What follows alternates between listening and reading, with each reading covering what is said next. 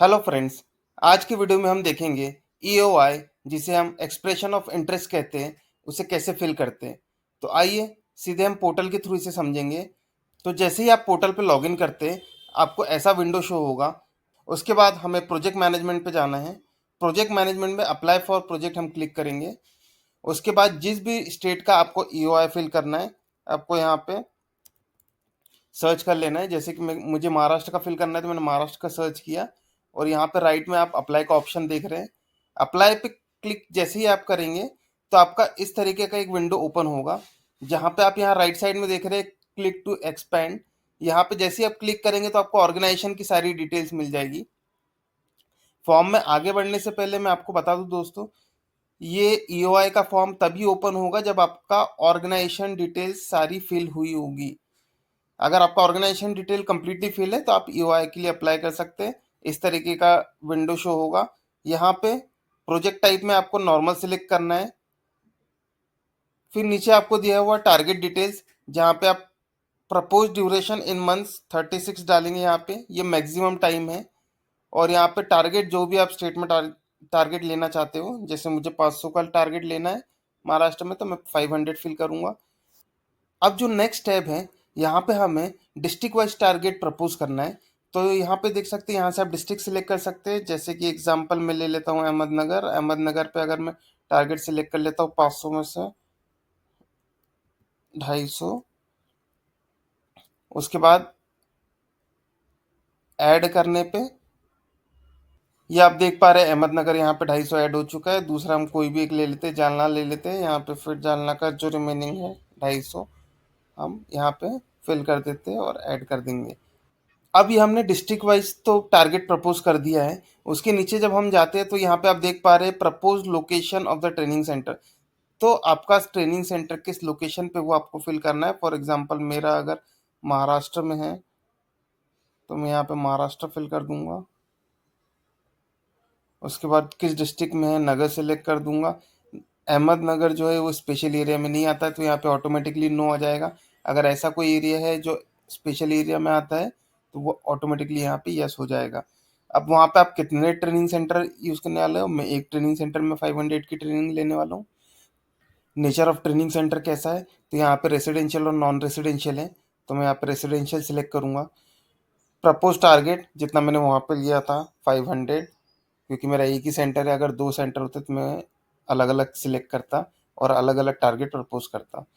अब यहाँ पे आपका सेंटर किस कैटेगरी में आता है, वो आपको सिलेक्ट करना है। अब यहाँ पे 4 कैटेगरी दी गई है, X Y Z and other area. तो यहाँ पे आपको कैटेगरी वाइज सिलेक्ट कर लेना है। जैसे मैं यहाँ पे सिलेक्ट करता हूँ, मेरा वाई कैटेगरी में आता है। और अगर आपको ये जानकारी चाहिए कि आपका सिटी कौन से कैटेगरी के अंदर आता है, तो नीचे ये लिंक दिया हुआ है, यहाँ पे आप जैसे ही क्लिक करेंगे, तो इस तरीके का एक पेज ओपन हो जाएगा। यहाँ पे मेंशन किया गया है कि आपका सिटी किस कैटेगरी के अंतर्गत आता है। तो यहाँ आप देख पा रहे हैं, यहाँ एक्स कैटेगरी के और वाई कैटेगरी के अंदर आने वाले शहरों की लिस्ट दी गई है। यहाँ से आप देख सकते हैं आपका ट्रेनिंग सेंटर किस सिटी में फॉल करता है और वो सिटी किस कैटेगरी में आती है, वो यहाँ से आप देख के सिलेक्ट कर सकते हैं। तो यहाँ पे जैसे मेरा वाई कैटेगरी में आता है, मैंने वाई कैटेगरी सिलेक्ट कर लिया है। फिर उसके बाद आप कौन सा सेक्टर लेने वाले हैं, वो आपको यहाँ पे सिलेक्ट करना है। फॉर एग्जांपल मैं लेता हूँ हेल्थ केयर का ऑप्शन, हेल्थ केयर ले लेते हैं। यहाँ पे हेल्थ केयर में मैं कौन सा ट्रेड लेने वाला हूँ, तो जनरल ड्यूटी एडवांस ले लेता हूँ। फिर यहाँ पे ये हो गया आपका डोमेन, जो आपका 1170 आवर्स का है। ये डोमेन कैटेगरी 2 के अंदर फॉल करता है। 390 डोमेन आवर्स है, प्रैक्टिकल आवर्स 420 है। ओजीटी आप यहाँ देख पा रहे हैं 360 आवर्स की है। और अगर मैं इन तीनों का टोटल करता हूँ, तो यहाँ 1170 आवर्स का ये ट्रेड है। नीचे आके आप यहाँ पे देख सकते हैं, आपका नॉन डोमेन 180 आवर्स का रहेगा, डोमेन 1170 आवर्स का रहेगा। अब यहाँ पे आप असेसमेंट कॉस्ट आप मैक्सिमम 1500 डाल सकते हैं, तो आप 1200 से 1500 के बीच में जो डालना है आप डाल सकते हैं। तो मैं यहाँ पे 1200 डाल रहा हूँ। मिनिमम वेजेस यहाँ पे 10,000 हम लोग डाल देते हैं। आपके शहर का जो भी है मिनिमम वेजेस आप वो डालिए। और यहाँ पे 10,000 रुपये सिटी से। और ये आप बता दूँ, ये सिटी से मिनिमम सिटी सी है, इसलिए मैंने यहाँ 10,000 फिल किया। आपको 10,000 या उसके ऊपर का ही सिटी सी आपके कैंडिडेट्स को प्रोवाइड करना है। और ये आपका ईओआई का पहला पेज है जो हम फिल करें। अब ये सब फिल करने के बाद आपको यहाँ से सेव एंड कंटिन्यू करना है। सेव एंड कंटिन्यू करने के बाद तो यहाँ पे आप देख पा रहे हैं कि जो लास्ट पेज में हमने टारगेट प्रपोज किया था वो यहाँ पे शो कर रहा है 500 का, और जो रेसिडेंशियल टारगेट था वो यहाँ पे शो कर रहा है, और जो नॉन रेसिडेंशियल हमने जीरो फिल किया था वो यहाँ पे शो कर रहा है, और इन सब का टोटल जो आया है 500 कैंडिडेट्स का वो आप यहाँ पे देख सकते हैं। उसके अलावा जैसे ही हम नीचे आते हैं तो यहाँ पे प्लेसमेंट डिटेल्स डालनी है। जहाँ पे आपने 500 प्रपोज किया है टारगेट, उसके अगेंस्ट में आप कितना प्लेसमेंट प्रोवाइड करने वाले वो नंबर्स आपको यहाँ डालना है। आप नीचे जैसे कि यहाँ पढ़ पा रहे हैं, minimum 70% of the placement should be propose for normal project, यानी कि टोटल टारगेट का 70% के ऊपर ही आपको प्लेसमेंट प्रपोज करना है।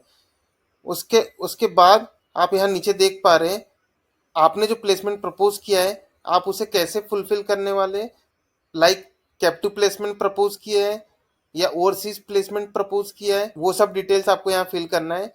जैसे मैंने नहीं किया है तो मैं यहाँ पे नो कर रहा हूँ। उसके बाद अगर आपका किसी एम्प्लॉय के साथ टाई अप है या लेटर ऑफ इंटेंट बना है तो आप यहाँ सिलेक्ट करके यस कीजिए। जैसे मैंने किया है तो यहाँ पे यस लिखा है, और यहाँ से आपको सिलेक्ट वाली जगह पे आपको यहाँ पे क्लिक करना है, और यहाँ से आप जो भी आपने एलओआई आपके फॉर्म में फिल किया ऑर्गेनाइजेशन फॉर्म में वो यहाँ पे आपको शो करेंगे।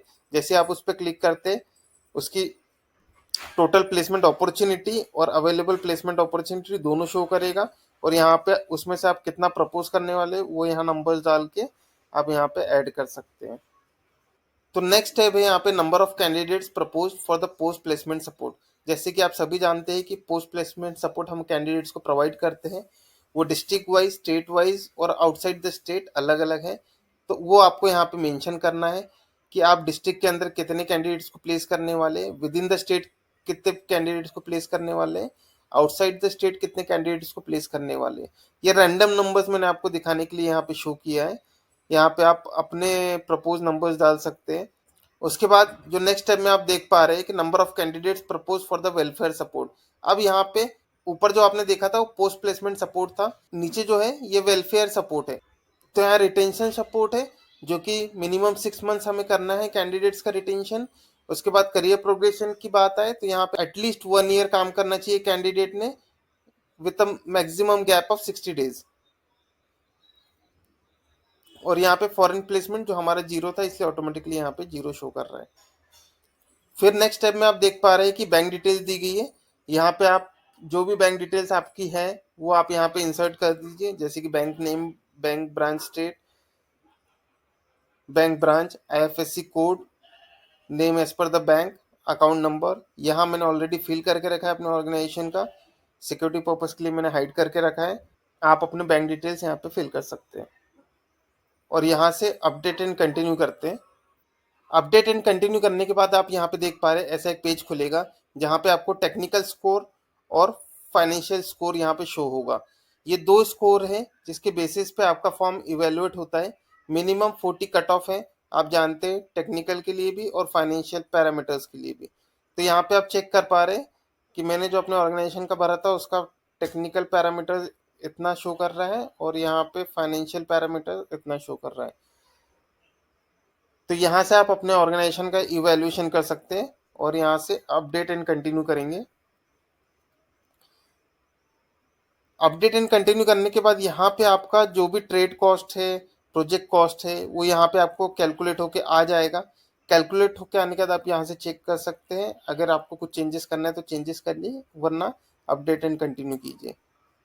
अपडेट एंड कंटिन्यू करने के बाद एक मिनिमम सेंटर के लिए आपके पास क्या मैन पावर होना चाहिए वो यहाँ पे मेंशन किया गया। आप देख पा रहे हैं कम्युनिटी मोबिलाइजेशन स्पेशलिस्ट होना चाहिए आपके पास एटलीस्ट 2, प्लेसमेंट स्पेशलिस्ट होना चाहिए 2, एमआई स्पेशलिस्ट होना चाहिए at least 1, trainer for the propose trades होना चाहिए 3, इंग्लिश लैंग्वेज जो कि नॉन डोमेन है उसके लिए 3, सॉरी यहाँ पे 1 ट्रेनर चाहिए इंग्लिश के लिए, सॉफ्ट स्किल के लिए 1, आईटी लिटरेसी के लिए 1, पोस्ट प्लेसमेंट स्पेशलिस्ट चाहिए आपको 1, और टोटल जो मैन पावर है उसको आता है आपका 12।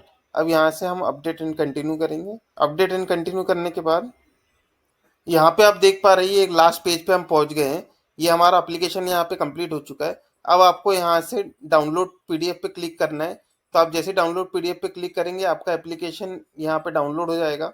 डाउनलोड होने के बाद आपको अपनी कंपनी की सील साइन, अगर आपका फॉर्म सही है, एप्लीकेशन सही है, तो उस पर सील साइन कीजिए और यहाँ अपलोड करके I have read and accept the about disclaimer पे क्लिक करना है और यहाँ से फॉर्म सबमिट कर देना है।